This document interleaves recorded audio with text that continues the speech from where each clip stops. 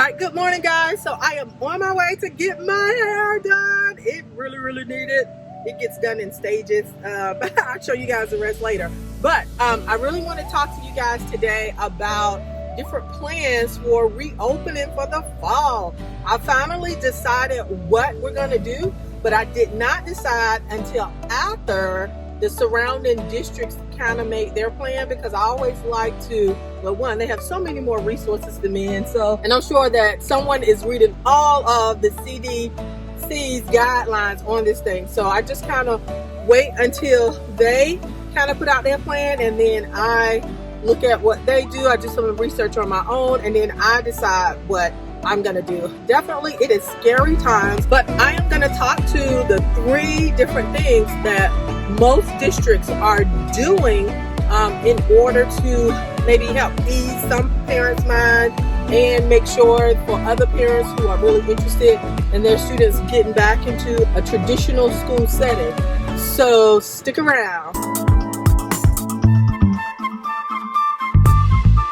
I am done. She's finished with my hair, at least the first part. I told you I get my hair done in phases. So these little things are twists. They will stay in there as long as I can take it. And afterwards, I will unravel them and then they will be crinkly. This is the part that I don't necessarily like because it's not flattering. But anywho, going on with our video, I believe our local district is actually offering 2 different plans. One is to go back to school face-to-face with guidelines in place, and then the other one is online. So parents where I am are going to have the option of doing virtual or face-to-face, and they have to declare by July 10th. Once I got that information, which was more at the beginning of the week, I started calling my parents to see what the temperature was with them. And lo and behold, at least 2 of my parents had very personal connections with COVID. And upon having conversations, they are really not willing, or they would just prefer, they would feel safer if we start back with online. Now, online has its drawbacks to me. You know, it never replaces face-to-face. However, I don't think we can ever put our health in jeopardy. I know that as far as the numbers at my school is much smaller, so we are not contending with what a public school would have to contend with, which makes it even less risky for us. But at the same time, this thing is serious. And so I am grateful that, one, my parents feel comfortable enough to really share with me their feelings. I am happy that, one, I'm in a position where I can really talk to my stakeholders and really keep them at the forefront of my mind when I am making decisions about our school. They also understand, because I wanted them to really see the pros and cons for both sides, right? They know the pro is I get to keep my child at home and I get to control the environment, right? Now, the con on that, once again, face-to-face is the best, particularly with dealing with people who learn differently sometimes, and those who have attention issues. It might not be the best, but that's what they're willing to sacrifice right now. But that only challenges me as a teacher and as a person who is a leader over other teachers for us to really design a program or deliver a program that is going to be highly engaging. And so I'm glad that we had the opportunity this past spring to really kind of wade through the waters. And so now I have a lot more ideas, even with scheduling. I believe last year I gave my students 2 hours Monday through Thursday, with like office hours being on Friday. This semester is going to be a little bit longer. I'm not going to try to duplicate a full school day, obviously, but I want them to be engaged a longer period of the day, doing something structured versus, I spend 1 hour or 2 hours online, then I put my books up, because some of them won't even doing their homework. So I feel like with my schedule, I am going to build in homework sections and put them in like waiting rooms on Zoom where I am going to be able to go back and still interact with them to see what they're doing. So I just really want to keep them engaged for a longer period of time. We'll probably reduce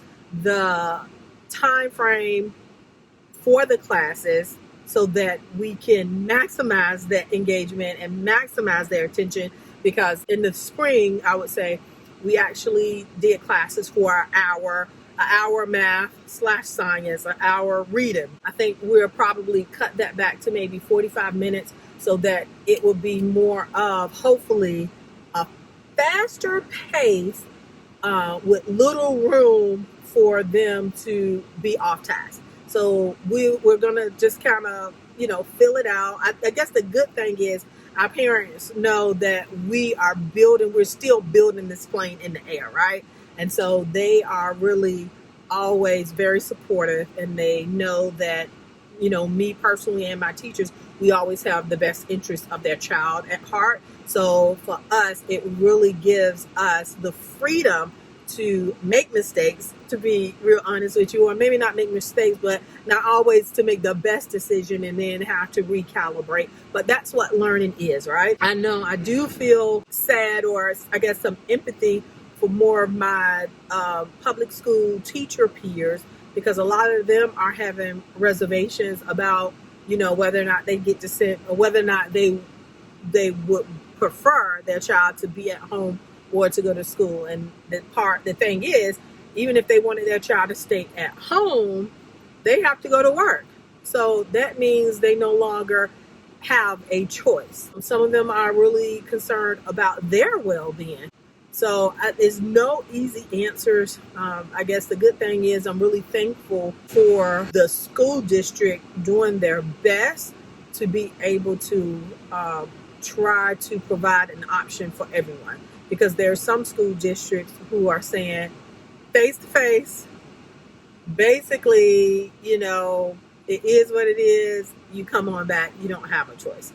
So I'm grateful to just live in an area where right now that people do have choices.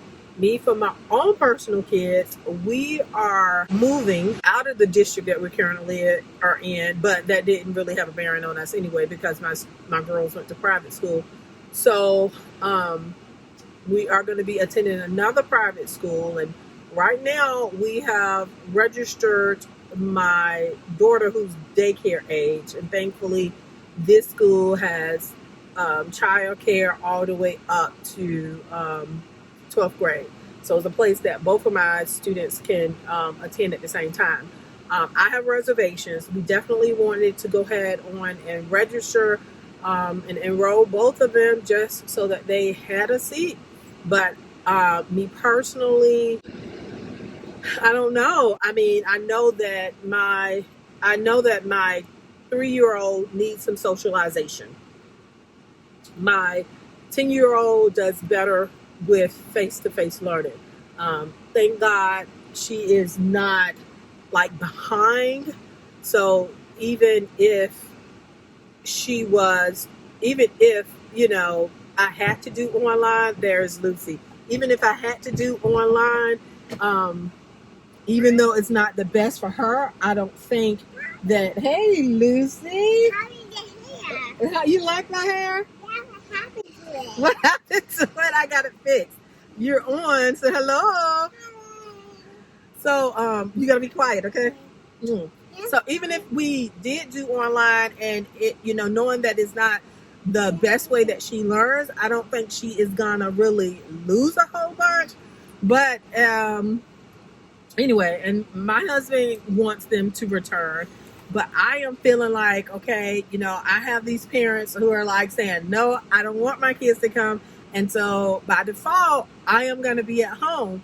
And so I kind of have like that guilty feeling, like you're going to really send your child out there, but yet you're at home. So, and then I am pregnant. For those of you who didn't see that video, I will link it here or here, wherever. Nobody, no, it's going to be my channel and your channel and my sister's and my dad's channel. Oh, okay. So for those of you who didn't see that video, make sure you watch it. But I am pregnant, and I obviously let me talk. So I am concerned that they may even go to school and then bring something back to the house. So it's just so many things, but we have like basically maybe a month and a half to really still figure these things out. And you never know.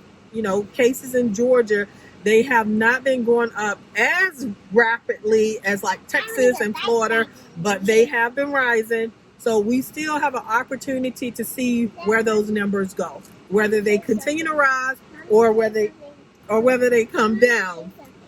So anyway, guys, let me know how you're feeling. What is the temperature around this going back to school for you? Are you guys going to send your kids back? Are they going to end up staying home? Like, just in either case, how do you feel about that? And for those of you who know that you're going back, what are some of the things that you're going to do to make sure that your child hopefully stays safe? What are some of the things you're going to teach them to do in order to minimize their risk of catching COVID? Or even now, listen, we're getting ready to start with the flu season. Like, I haven't even heard about the big, there's a big push around. Well, probably we still have another month or so, but a big push around, taking the flu vaccine. So we have several things that we have to contend with. So I want to know how you guys are feeling. Let me know below. I will also be doing a video really soon on PPE, personal protective equipment. There's some interesting things that I've been coming across, and some of it I've really been contemplating for myself as well as my kids. But so anyway, I'll be sharing that with you guys later. All right, have a good one. Love you guys. Bye. Hey guys.